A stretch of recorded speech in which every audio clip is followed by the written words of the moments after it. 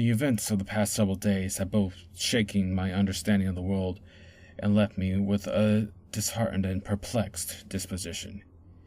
Yet, I feel that I must organize these events in my mind, that I am compelled to structure the terrible things which I have seen so that I may understand them better, so that my mind may be at rest, a need to quantify just what took place. It was entirely by accident that I met one John R. It was spring, and the early crocuses were faring well against the last frozen constraints of winter's grip. I was researching an article I was writing for a publication which was, shall we say, less than reputable, when I found myself at the mercy of a small Highland village for the evening. The whole ordeal was frustrating and tiresome, to say the least. I was supposed to be back in Glasgow that night to type up my notes and brush off the fog which often accompanied my writing assignments. Being stranded in a tiny village with one street and a pub inn which looked like it hadn't been decorated since the Dark Ages was not my idea of home comfort, especially after a few weeks of constant travel, interminable interviews, and more than one restless night in a dingy bed and breakfast. There had been a small subsidence at one town over, which had made it impossible for the local bus to continue onward and, more importantly to me, carry me to safety. Following several phone calls as I attempted to procure alternate travel arrangements, it became apparent that I was going nowhere until morning. The sleepy pub inn, which was affectionately entitled the Laird of Dungworth, looking like it could fall down on top of me at any moment, complete as it was with warped wooden rafters and a clientele who appeared just as creaky, would have to be my home for the night. After speaking to the owner, a tall, peaked man in his 50s, I was kindly given a small room upstairs, which clearly hadn't been slept in or cleaned for some time. Still, the people were nice enough, and after some basic but enjoyable local food, I sat in a cozy armchair by an old open fire in the bar, deciding to kill the boredom with a few pints of local beer and a bottle of wine. The flames danced around before me, and as the evening drew in and the numbing of alcohol took effect, I was actually quite content, almost glad to be in such rustic surroundings. The village may have been somewhat bleak, but against the cold winds outside and a darkening sky, the inn was not without charm. I'm not sure how long I had been sitting there, hypnotized as I was by the heat from under the mantelpiece and a few glasses of red, but it became apparent that I had been joined by another guest at the inn. He sat across from me in a broad and frayed armchair on the other side of the fireplace. Sat there, gazing at the flickering flames. He was curious in disposition. Outwardly, he appeared to be relatively young, probably in his early 30s, but his persona was swamped in a regality which one would normally not expect to see a man of his age. His face glowed in the firelight, carrying with it worry and lines which betrayed an inner turmoil. His eyes defocused, glazed over, and his hands trembling slightly as he warmed them by burning embers.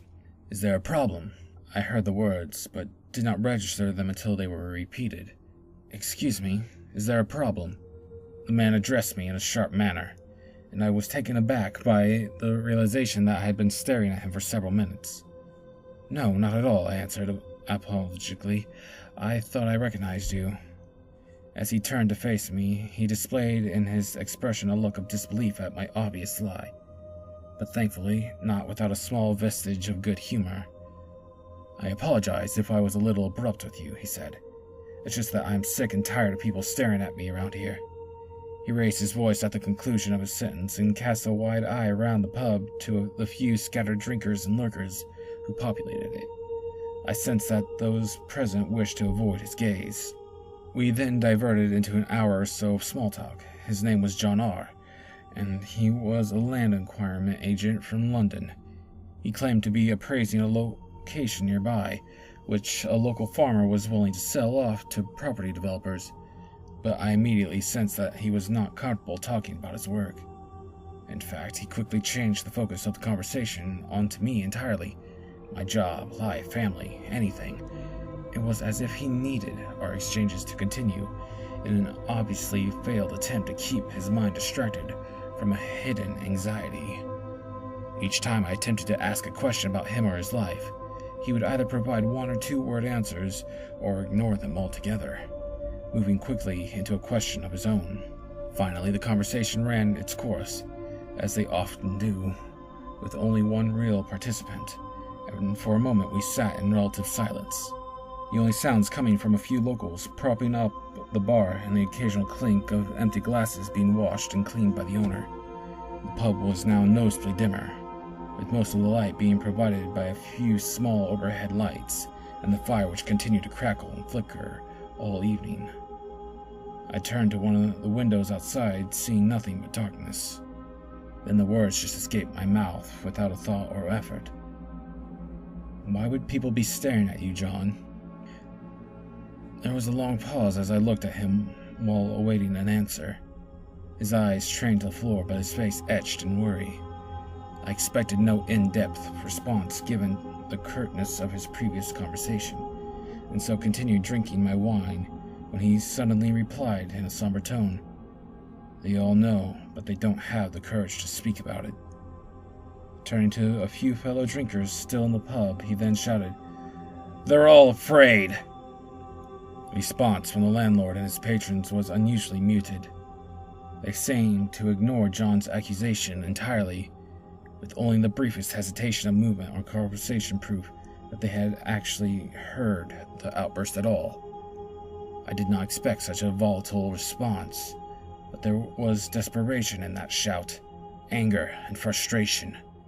Then, looking directly at me with what I can only describe as a mixture of fear and heartbreak, he opened his mouth as if to speak again, before hesitating once more. I sensed that the man deep down wished to finally reveal himself of a burden, as if some piece of toxic information was bored into his very soul. As a writer, my curiosity was captivated by the possibility of an enthralling tale, perhaps even one I could use as the basis for a future article or story. Anticipating that he now only required the slightest push to confide in me, I leaned over and whispered, "What is it?" filled with conflicting sentiment. I could feel that I was about to become privy to something important, yet by his trembling and anxious demeanor, I dreaded what that something might be. Another moment passed, and it was as if the entire room had fallen under a shadow of palpable silence, those nearby listening from tenebrous and uninviting corners. Then he spoke. "If you'd be kind enough to share your wine with me, I'd be glad to tell you," he said softly. He did not have to say twice. I rose out of my chair and asked at the bar for a second bottle and glass to share with my companion. There was a peculiar hesitancy as the landlord picked up both from the shelf behind him, placing them in front of me. As I returned to my seat, I knew those present were now watching me. I felt in my bones that there was something uncomfortably stifling about their looks. Shadowed accusatory glances steeped in fear. I poured a glass of wine, of which John drank in one gluttonous gulp, a sight I knew well as a man drowning in malignancy which burns inside. After pouring him another, I sat the bottle between us, waiting for him to tell his story. After looking down at his drink for a moment, he raised his head, staring intently at me as the fire crackled and burned. Then, as if exorcising a burden from his soul, he began. John had initially intended on spending no more than a few days in the village. Even after traveling all day from London and the evening bringing with it the bite of the Scottish winter, he intended to get started as quickly as possible. The quicker he was finished, the quicker he'd be home. Working for a large property acquisition firm, it was his job to facilitate rich clients in their pursuit of land on which to build on. The individual he was representing at the time was especially interested in buying some farmland with a beautiful country view, where they wished to build a large holiday home for their family. The location in question had recently been put on the market by a local farmer who had fallen on difficult times as the economy wilted. John was therefore hired to evaluate the land and negotiate a price based on the recommendations made by a group of surveyors who had been there the previous week. After checking into the Laird of Dungworth, he drove his car to the farm, which was only a few miles outside of the village. The entire area consisted of large, sprawling fields where crops were grown and animals grazed. A few patches of woodland and the occasional river or bubbling stream.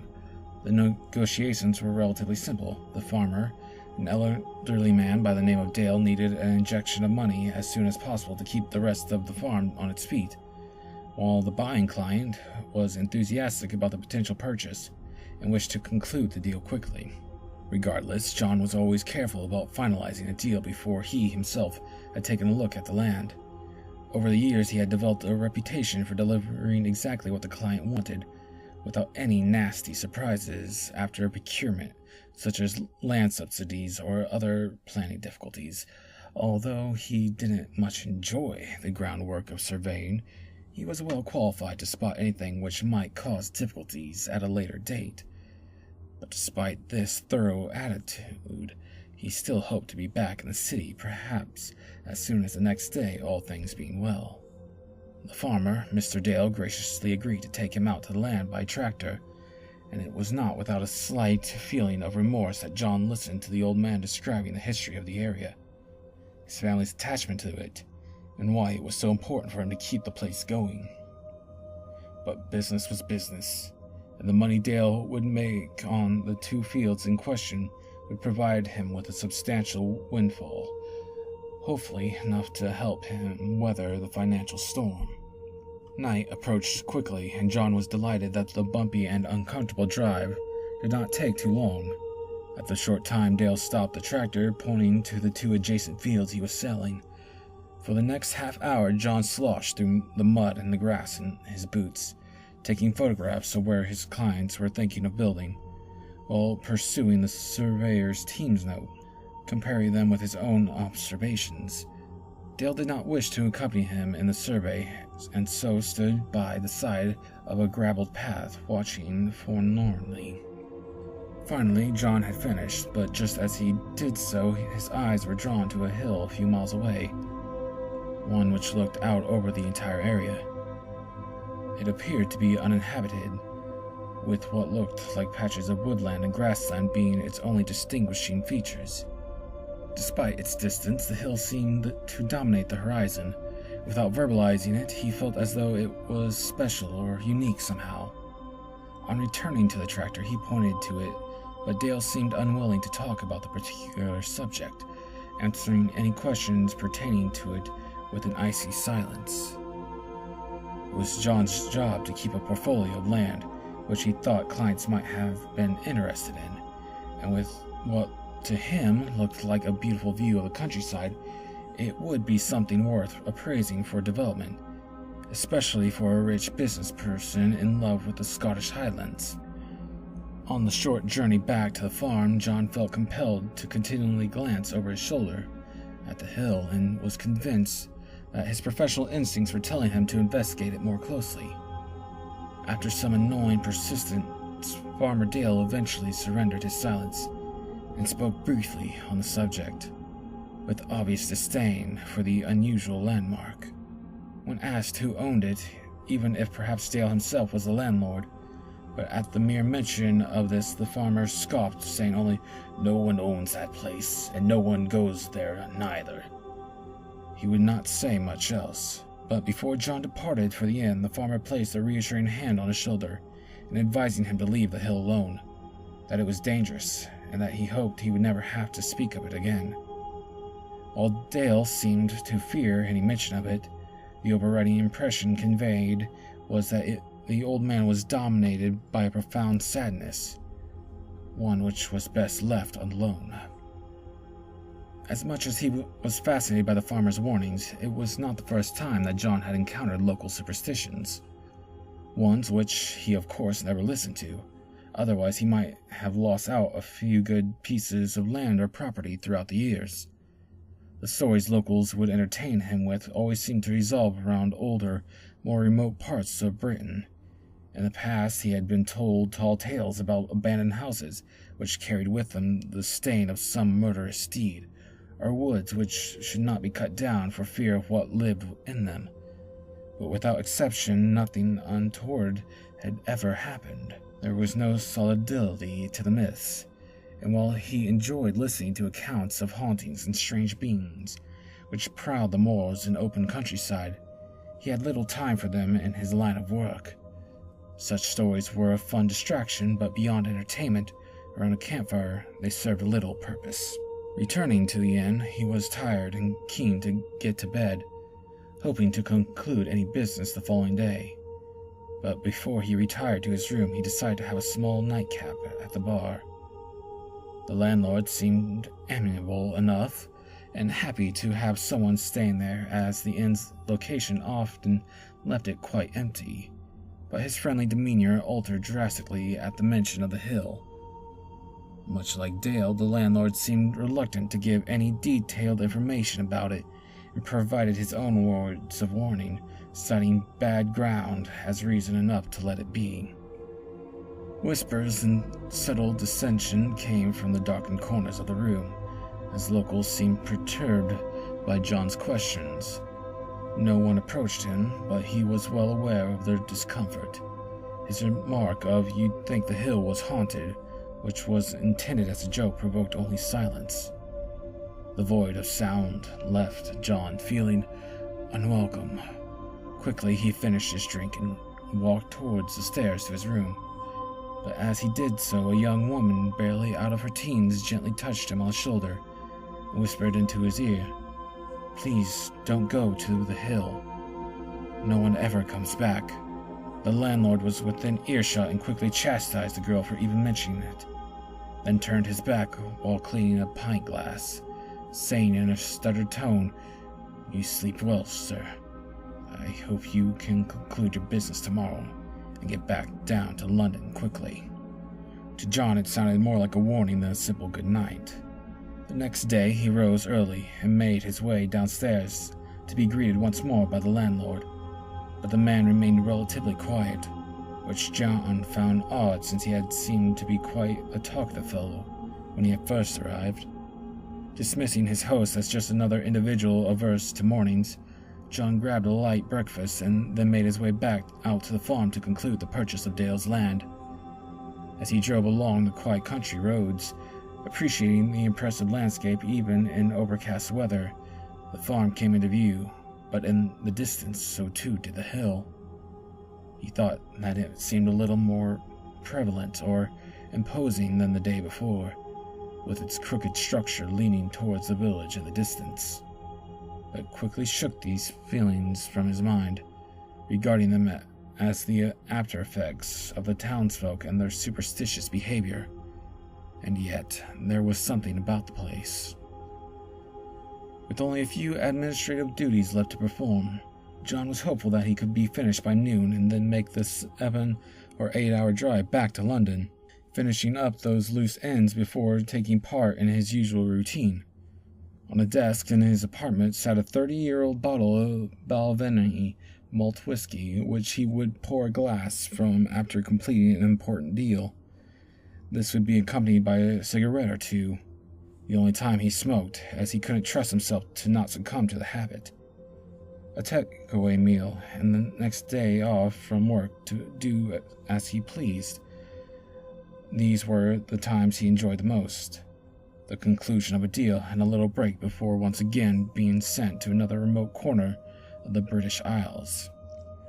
Sitting in Farmer Dale's cottage, John enjoyed the coziness of the place and its antiquated decorations, which reminded him of his grandmother's house as a child.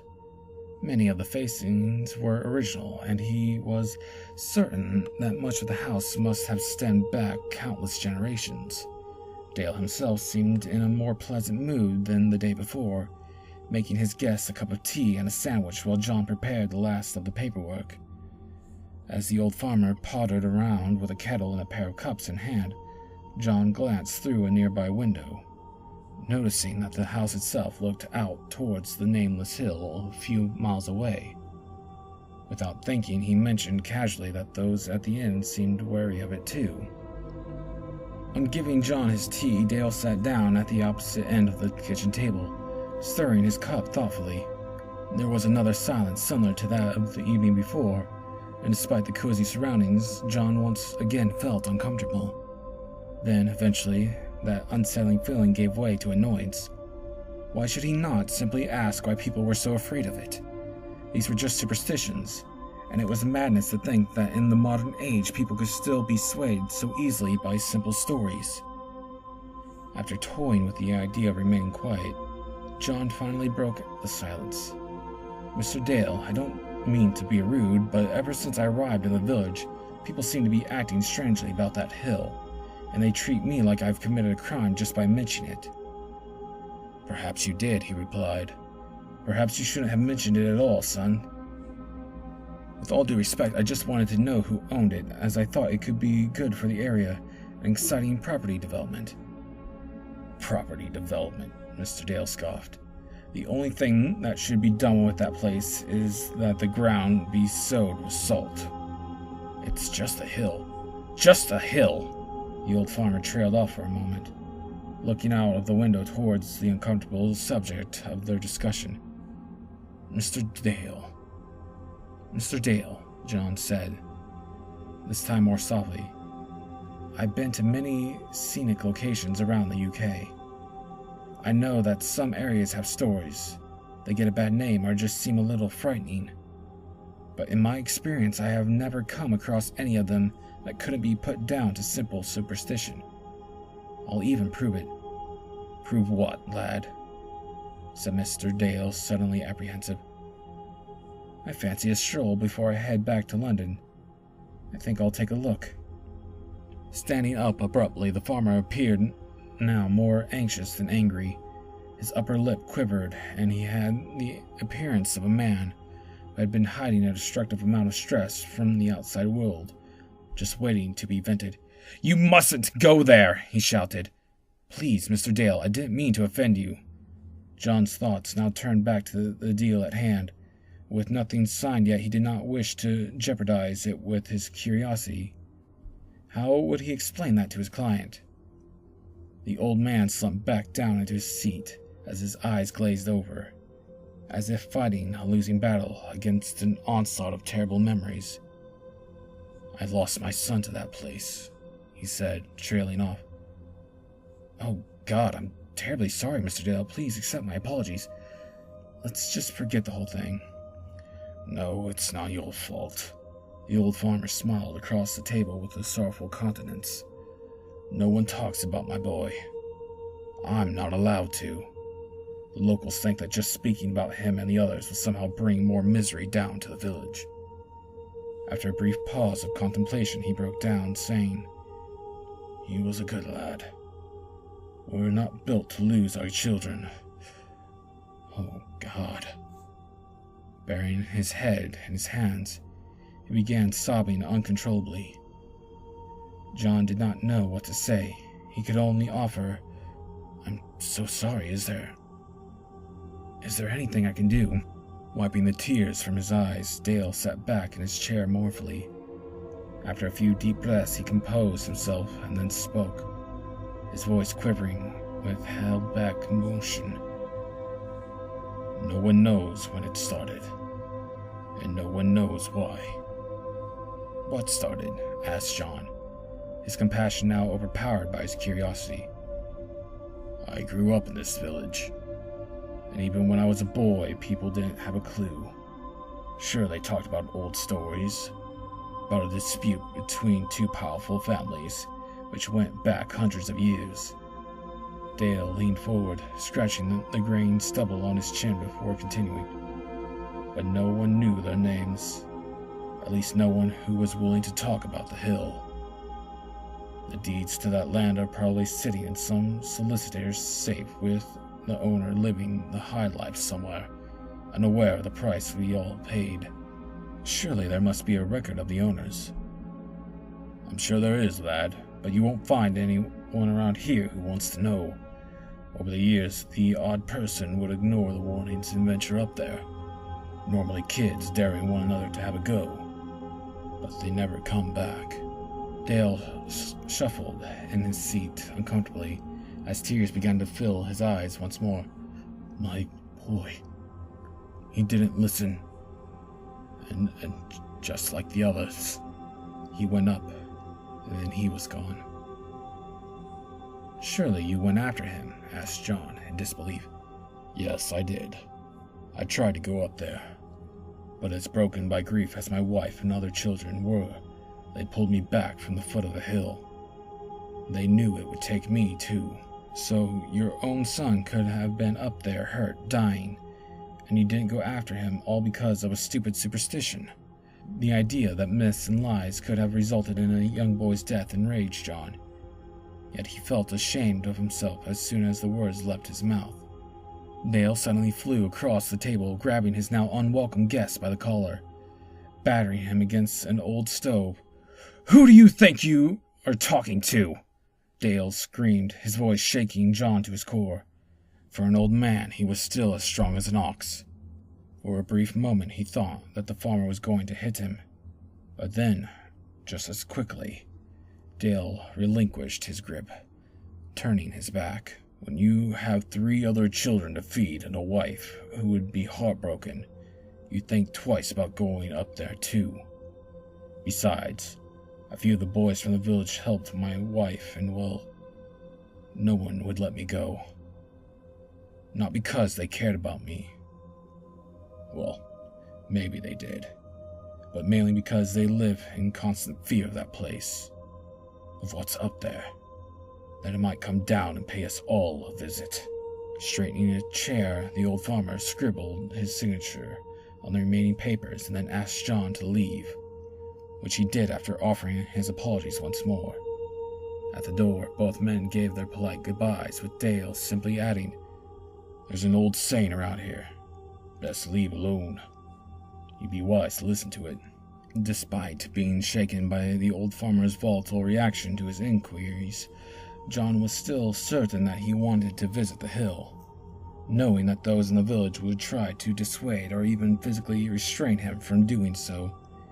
He was resolute in driving there immediately from the farm. As he got underway, he thought that perhaps some good could come of it. He could break their fear of that place. But it was more so his stubbornness which now motivated him. He wanted to prove he was right, and if he discovered a piece of land perfect for development in the process, all the better. Getting there was more troublesome than he had first anticipated. While there was a small country road which led to the foot of the hill, it had been apparently blocked off by the villagers. An arrangement of large concrete slabs, red bricks, old wooden posts, and other discarded materials had been unceremoniously dumped at either end of the road, making entrance by car an impossibility, and by foot only with great difficulty. Seeing the very real and physical lengths which the locals would go to in order to stop anyone from accessing the hill, John felt an increasing impulse to reach its peak and then return to the village to let those below know how ridiculous they had been.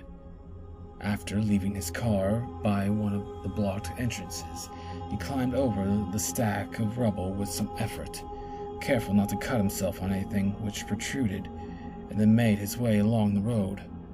For a moment he considered what he might find on the hillside and the very real possibility of discovering the grim remains of a previous visitor, thoughts which momentarily left him questioning his current course of action. The road was just wide enough for a single car, and it had obviously been left to the elements for some time, with large potholes scarring its surface, and deposits of mud and gravel covering the tarmac in places.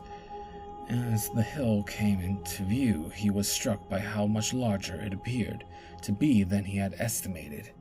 From distance, he would have assumed a quick hike to its peak, but looking at its incline arching away from him, he realized that it would probably take around 2 hours to reach its crest, and that was only if a track or at least good footing could be found.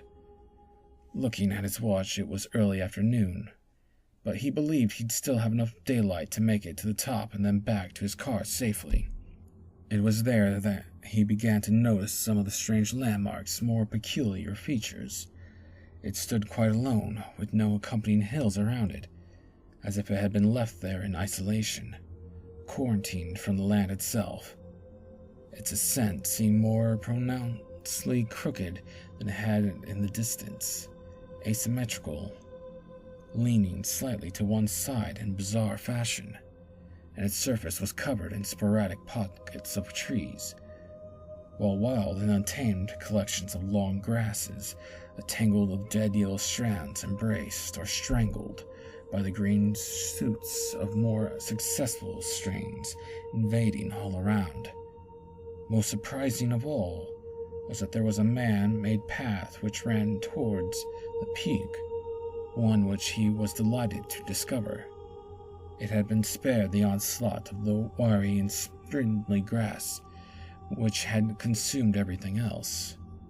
For a moment, John considered that this was all a hoax, that he was the victim of an elaborate joke, as the path looked well worn, as though often used. But then a much darker thought flirted with his rational sensibilities, that the hill itself was leaning inward, enticing visitors, welcoming them to an unknown destination. He quickly dismissed this notion and continued on. An old gate blocked the way. It was wooden, but had obviously been subjected to the ravages of the Scottish weather for some time, as its surface was particularly eaten away by green moss and mold. As it creaked open, John stepped over the threshold, and as the gate closed behind him, a shiver ran up his spine, accompanied by a mild, nauseous feeling in his throat.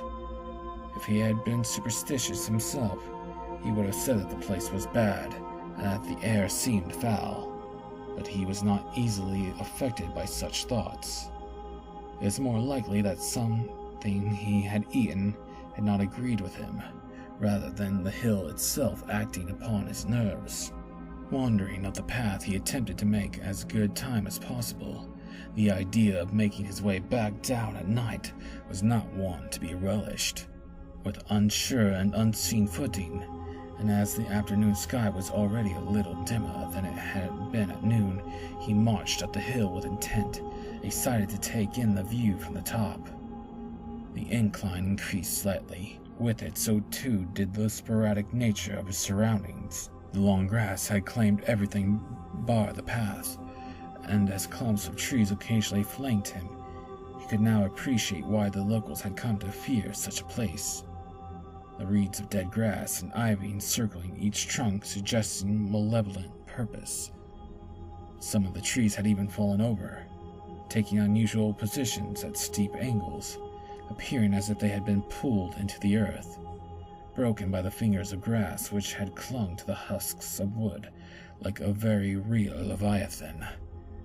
But while the idea was fanciful, somehow the hillside did indeed feel wrong, unnatural in places, and as John ascended it, a coldness began to creep up his arms. He had hiked before, and in his job had often required to brave the wilderness while evaluating land. But this felt different.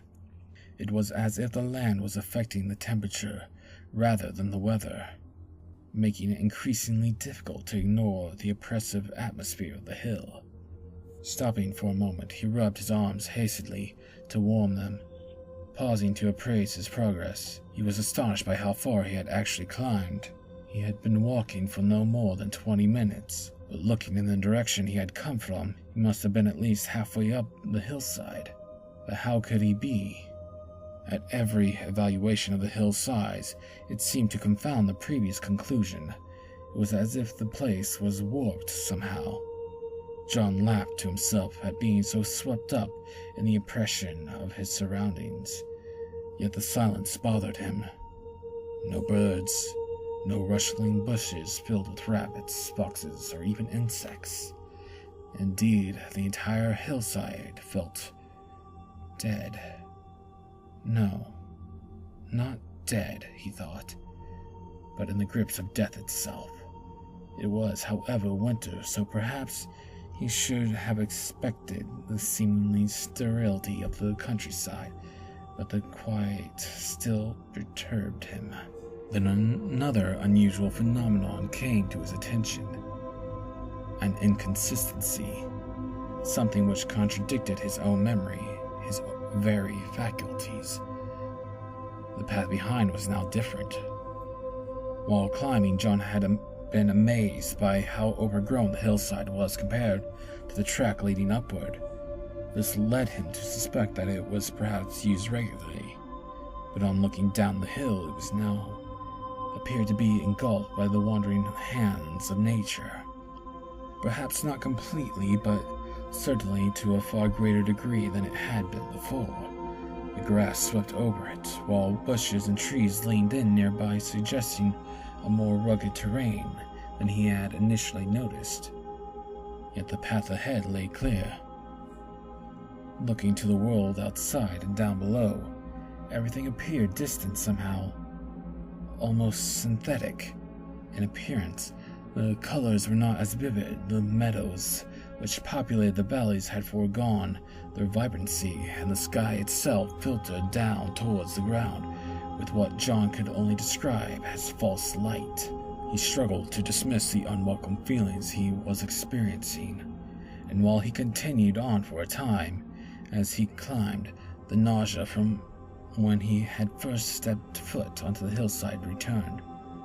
The cold sensation which had enveloped his extremities had progressed like a disease, penetrating his insides and chilling him to the bone. John had tried his best to reach the peak, but he was no fool. He knew that not a month passed without a report on the news about an inexperienced walker or climber going missing on a remote mountain, and while the hill was seemingly more humble prospect, he was now willing to accept defeat, even welcoming it. The surroundings felt menacing, and his current physical condition was enough to cause retreat. Though he had not reached the summit, John decided that if he still made it back to the village after being on the hillside, that it would be enough to dispute their superstitions. Perhaps he would return in the summer to evaluate the land, considering his decision to be a postponement rather than an admission of failure. Entertaining the notion that the locals may have been right all along was not something he wished to do. There would have to be evidence of his adventure, of course. Taking out of his pocket a camera phone, which he used to document his work, John began to shiver as once again an icy sensation crept up through his arms, provoking a desire to be warmed by the fire at the inn. With a few artificial clicks, he photographed the surrounding hill. Then, as a joke, took a picture of himself forcing a smile with a tangle of grass and trees as a backdrop. What he saw when he viewed the picture sent chills through his body. The first photographs of the area turned out as expected, but the last betrayed something through the bushes behind him, what looked like a building of some description. At the forefront of John's mind, he was filled with an impulse to run, to leave the place, but he was fascinated by the idea of a hidden construction, removed from the outside world by a barrier of leaf, branch, and legend. Taking a deep breath, he crept quietly through the twisted grass, pulling the leaves of a large, low-hanging tree to the side. There, sitting on that hillside, where locals feared to tread, lay what looked like an old chapel or church. One small steeple reached upward to the sky, with large stained-glass windows, many of which were broken, dotting the shell of a gray stone building. Speaking of days more prominent and glad, John's heart raced at the sight of it. Perhaps this was the reason why the hill had been tarnished with superstition and myth. An old abandoned church was certainly a fertile foundation for frightening tales. Yet the church itself did not banish his own feelings of caution. As he broke through a layer of leaves, grass, and climbing ivy, he could not help but respond to his nerves. Sweat began to drip down his face, while his heart pumped blood with an unsettling, unstable rhythm. Leaving the hill was still his intention, but as he drew closer to the stone archway which sheltered the church door within it, he surmised that the locals would be more open to his conventional explanation of why people feared the place. If they knew that he had been inside without seeing the interior of the church, the villagers could once again spin stories and falsehoods about what remained hidden. The door was a dark brown oak with scratched decorative metal black strips adorning its surface, but unfortunately it seemed locked. John gave it a few good solid shoves with his hands, and then surprisingly, with a groan of countless years, it creaked open slightly, creating a space just big enough for him to slide through. Peering in through the gap, he could see that the church floor was covered in fallen masonry from the roof above. A large collection of stone lay piled up behind the door. Their collective weight had held it shut, and although they had given way in part, they still provided enough resistance to stop it from opening completely. Cold, musty air escaped from inside, smelling stale and of stone long since abandoned. For a moment, John considered what he should do. Such an old building left to rot for decades, if not centuries, could prove dangerous. But the desire still burned deep within him to prove that he had bravely seen all that could be seen, that there were no ghosts or ghouls there, only fragments of a forgotten history. Taking out his phone, he poked his hand through the gap in the door and took a few photographs with the flash. The light lit up the entire hall inside, showing it to be filled with rubble from an obviously failing roof. But at the back of the room, there lay what appeared to be an altar of some kind. From his vantage point, it looked to be made of stone, resting on a raised step several feet high. Above it, John was thrilled by the presence of an inscription of some kind, carved into the back wall. But unfortunately, he could not decipher the lettering from the doorway. Sighing, he knew that the only way to read it would be go inside. The concern of being injured or trapped by anything falling from above was paramount. But his curiosity was now in full flight, his enthusiasm quelling both the sickness in his stomach and the icy numbing of his extremities. After once more debating the risks, John decided that he would be as quiet as possible so as to reduce any risk of a cave-in.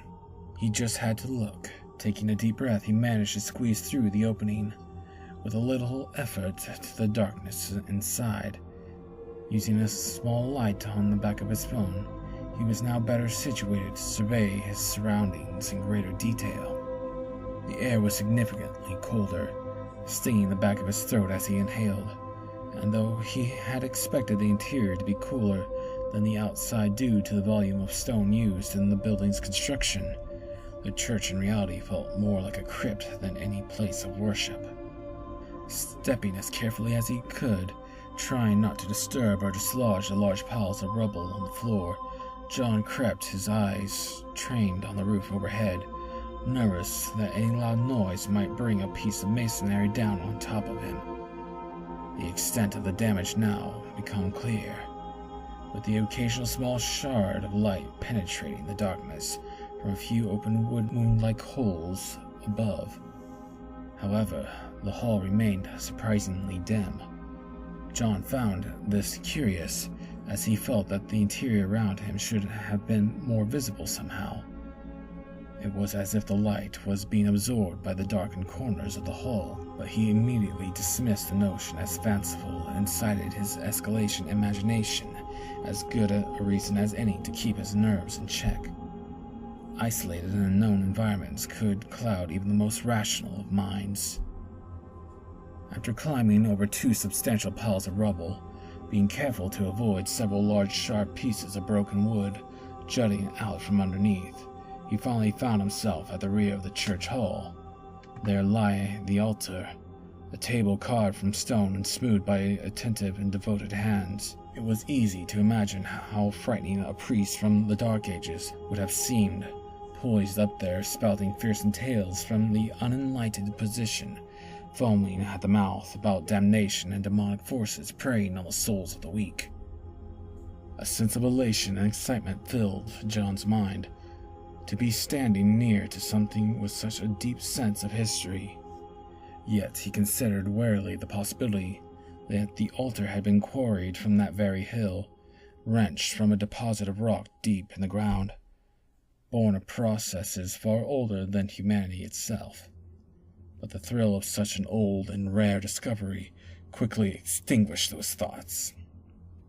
So enamored by the object was he, that he almost overlooked a small open doorway to the right of the altar, which appeared to lead down a flight of stairs to an underground chamber, possibly a vault or tomb. Shivering at the thought of what lay below, he knew that even with his level of skepticism, there would be no venturing down there.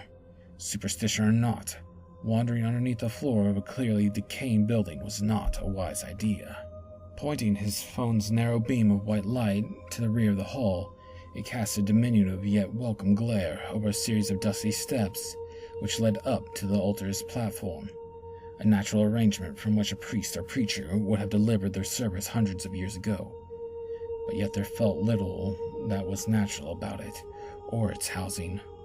Again, a creeping unease began to ruminate in his mind as he imagined a fervent and angered holy man standing above all, shouting cryptic and doom-laden parables of ancient origin at a huddled, confused, and frightened congregation. Making his way onto the platform, eager to study the inscription on the back of the wall more closely, his attention was unfortunately distracted from the cluttered ground as his foot clipped a broken rock lying on the last step. Stumbling forward abruptly, John's shoulder slammed painfully against the edge of the stone altar before reaching out a hand to break his fall on the cold, hardened platform floor. The noise of his fall echoed throughout the building, with a sound ricocheting from wall to roof.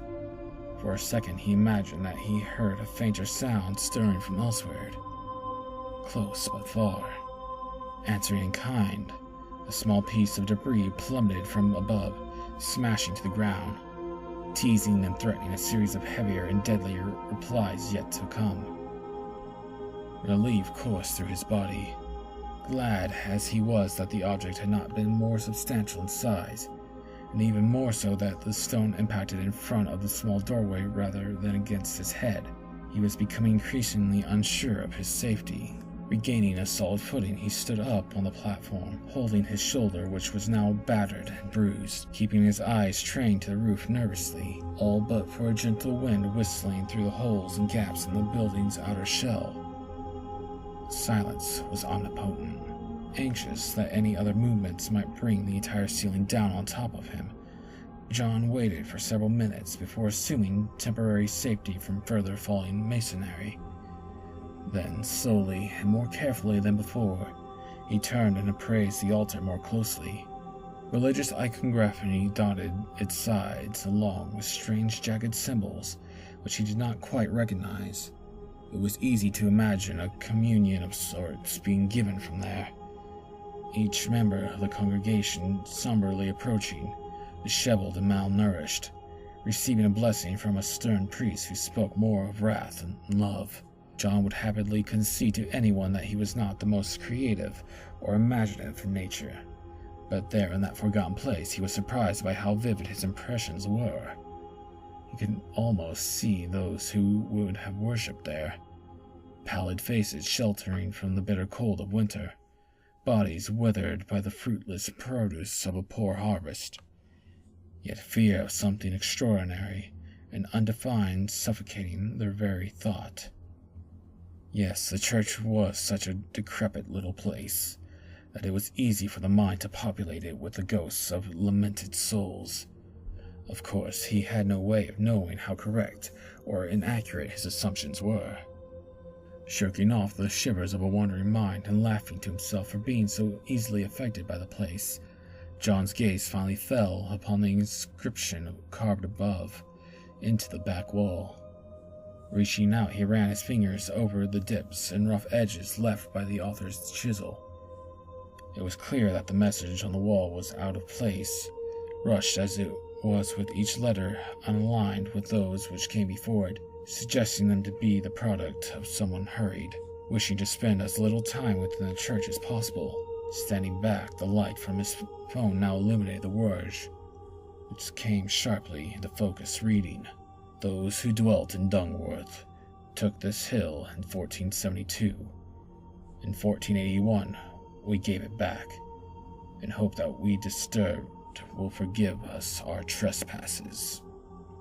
Contemplating the meaning of the inscription, he stood motionless once more, as he fearfully apologetic wording began to gently disturb him.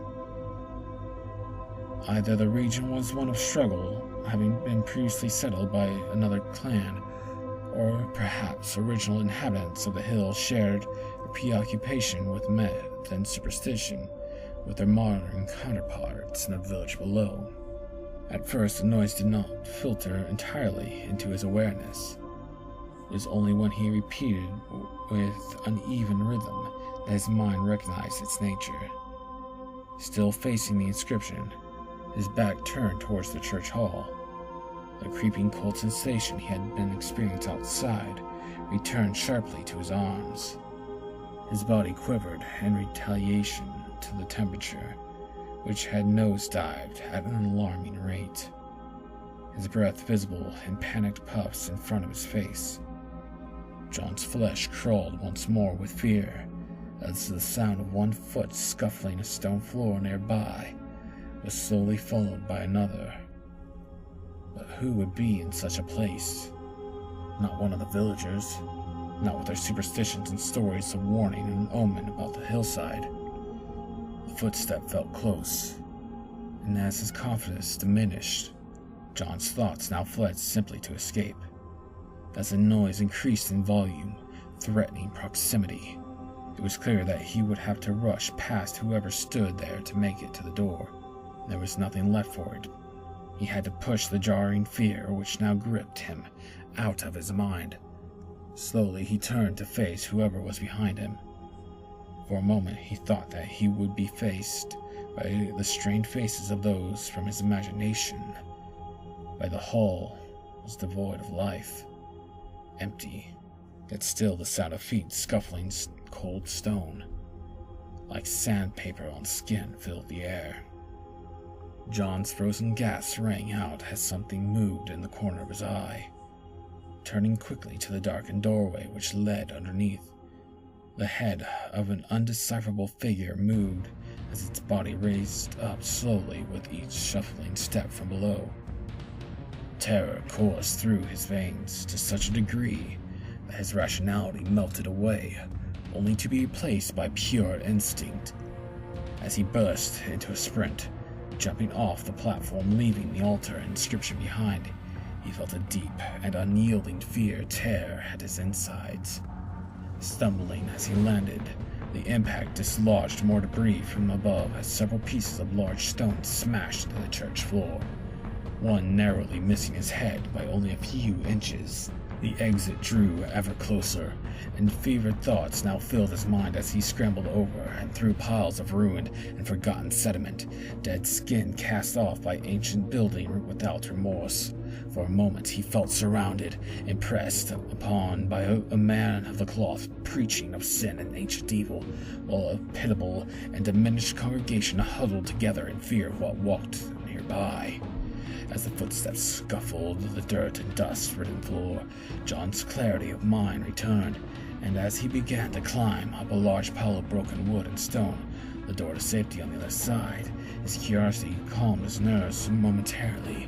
The dread he felt in his stomach told him to continue onward, out into the open, away from the place, but his need to know was relentless. He had to look. Taking a deep breath, he turned cautiously towards the altar, slowly casting the light from his phone toward the darkened staircase. The air in the hall now grew colder, John's panicked breath visible in the dim light. Darkness seemed to cloud his vision, yet what he could decipher was unmistakable. A tall figure now stood in the doorway, but a deep impression of tortured and perverted humanity emanated from it. Both man and thing exchanged a long and silent stare. Then a croaking string of syllables emerged from the figure's mouth, a language long forgotten, and while its precise definition eluded John's understanding, the contempt which it spoke of did not. A shape in the doorway now moved forward, and as it imitated its sullen movements, John cried out in terror, haphazardly clinging to the rubble, attempting to reach its summit and then make his way to the door.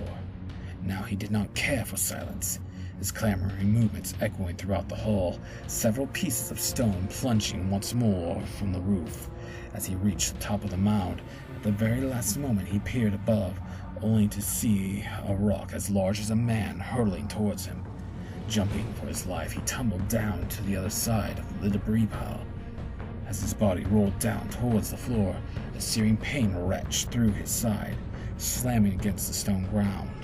The impact surged into his bones, leaving him dazed momentarily. Staggering to his feet, he looked down, only to recoil in horror.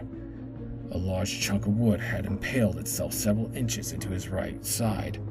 Blood poured from his wound as he almost instinctively pulled out at the piece of wood, it grating against his insides before finally being removed. He let out an anguished scream, but as he did so, returned to a noise from behind. The pain in his side was agony, but the sight he beheld was worse than any sensation. The figure in the door was writhing on its belly, dragging itself at an impossible speed over the rubble and towards him. Its body blackened, the bandaged remnants of a white shroud sliding over the jagged surface with ease. Stumbling in shock, John was paralyzed with fear. Then the realization took him. Escape was close, limping badly towards the door, its slight opening now within grasp. He shoved his body through the gap into the light outside. The door pressed and prodded as the wound in his side, sending strikes of pain piercing through his abdomen. With one last push, he screamed, the force of his momentum causing him to fall to the ground outside. Looking up through the gate, stared the entombed figure with its face sneering from inside, its arm outstretched, spitting a vile and deafening groan out into the retreating sunshine. John did not take his time to observe the creature. He staggered once more to his feet, his hand now drenched in blood as it clenched the open wound in his side, moving as quickly from the place as he could, leaving the church grounds behind. He was sure that he could hear voices from deep inside as he fled, the yells and vitriolic protests of long since gone clergy and congregation, mocking, resentful, and despised. In his haste, he had lost track of his direction, unfamiliar with the surroundings. In the grip of the panic, he limped on as fast as he could, but disorientation took him, and before he was aware of how or why, he found himself surrounded by a maze of broken and toppled gravestones. Dizzied and gasping for air, he no longer cared where he was, just as long as he could leave the church and its attendant behind. After catching his breath, he began to navigate the old cemetery, some headstones large and looming, while others humble and ruined. Then, as if suffering the effects of an unknown poison, the world began to spin, and as he tried to catch his breath once more, the stones took on an ominous and menacing form, towering above, blocking out the light, staring forcefully down at him. It was not a graveyard which he now stood in, but a ring of warped stones several feet high. They had weathered many storms, ancient and forgotten, long before the first brick had been laid in that adulterated church. Feeling compelled to somehow become closer to one of them, he reached out a hand, touching its moss-covered surface. Flashes of a hidden past now filled his mind. As he felt overcome with faintness, his vision clouded, and the world began to spin as an abrupt nausea swamped his senses, one which was so intense that it knocked him to his knees. And though he struggled valiantly against its grip, within seconds he crumbled to the ground, the wound in his side heaving and throbbing with each beat of his heart. Lying on his back, staring above, the sky seemed to pulse, and everything around became distorted, as though he were detached from the world. viewing it through a thick and warped lens of glass. The light curved inward unnaturally, and the veil of the world drew back as John gazed into the abyss behind. Awareness left him.